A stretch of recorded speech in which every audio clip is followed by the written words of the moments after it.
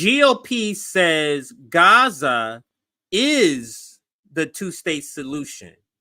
So we're asking about a two-state solution. They said Gaza is an example of that two states. That's Gaza.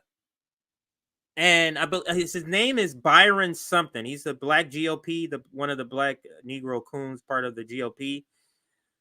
He's from Florida. Byron something. I forget his name right now, but they're gonna say it in just a second. Byron Donalds. That's it.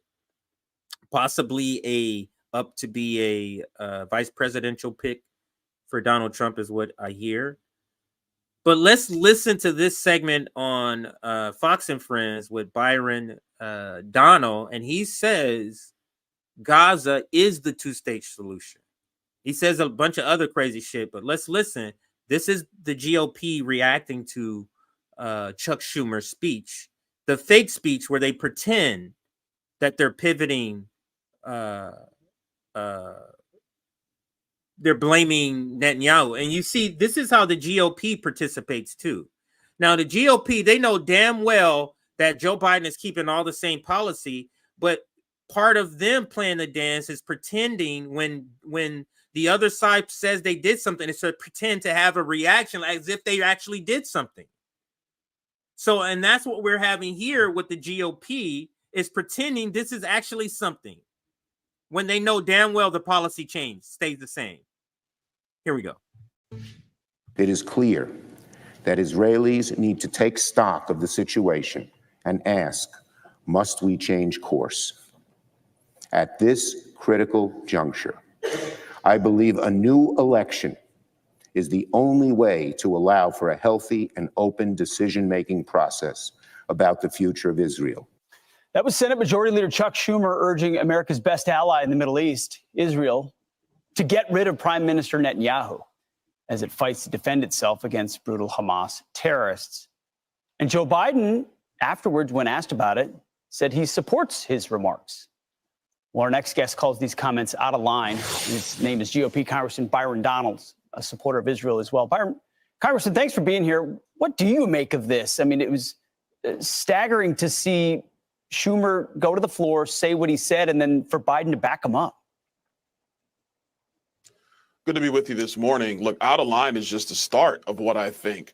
You have the Senate Majority Leader trying to interfere in the election process and destabilize the country of our ally, Israel.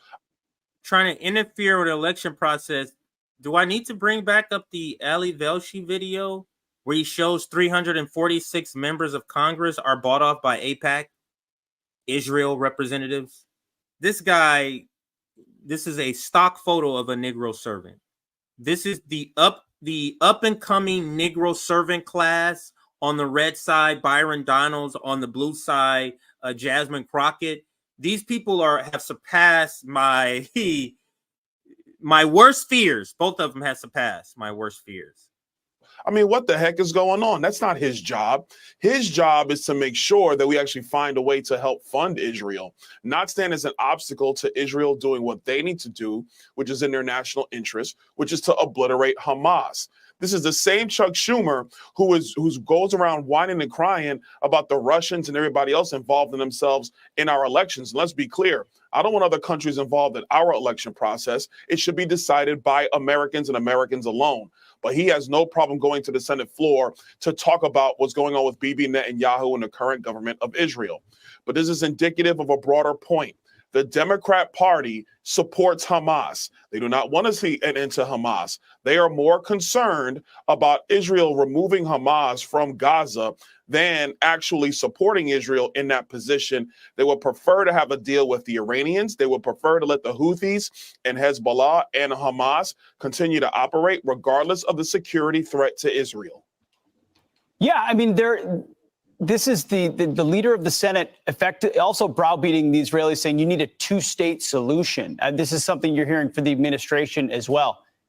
Let me get you. The two-state solution is a conservative sort of right-wing solution to this issue.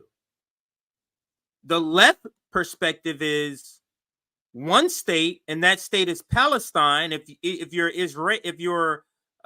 Israeli and you want to stay there, you can stay there if you like. So, but Fox News is rejecting the conservative solution, which is a two-state solution. Wouldn't it be the Israelis and the voters there that would decide what leaders they want and what kind of outcome they want? Because the idea of two states hasn't worked very well. What? Of course, and let's be very clear. Gaza essentially was a mini two-state solution. Byron Donalds, up-and-coming Negro servant for the Red Team, says Gaza was the mini two-state solution. Maybe he doesn't know what two-state solution means. He can't, because Israel controls all entry points. Israel controls. How is that a two-state solution? Israel, IDF all throughout Gaza. Where's the sovereignty? Where's the statehood? So what is he talking about? Let's see if he explains. Let's see if he explains what he means. Would decide what leaders they want and what kind of outcome they want, because the idea of two states hasn't worked very well. Of course, and let's be very clear. Gaza essentially was a mini two-state solution. They voted for Hamas almost 15 years ago. Hamas has been running the place. They've been stealing the humanitarian aid that the United States, the UN, and everybody else has been sending over there. They've built military tunnels. They've embedded weapons amongst civilians, amongst children. So this has not been an experiment that has worked for Israel. Let's be clear.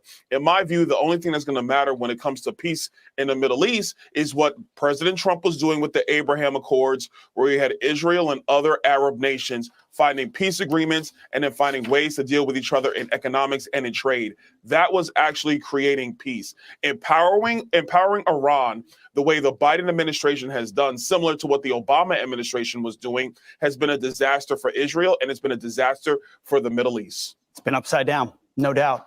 By the way, we're going to have Israeli Prime Minister Benjamin Netanyahu on our program live today at 9:30 a.m. Eastern time to respond. Congressman, I want to get your thoughts on one more thing, because the House Oversight Committee says it's going to proceed with this week's hearing with or without Hunter Biden. So they go back into the silly talk, the Hunter Biden shit.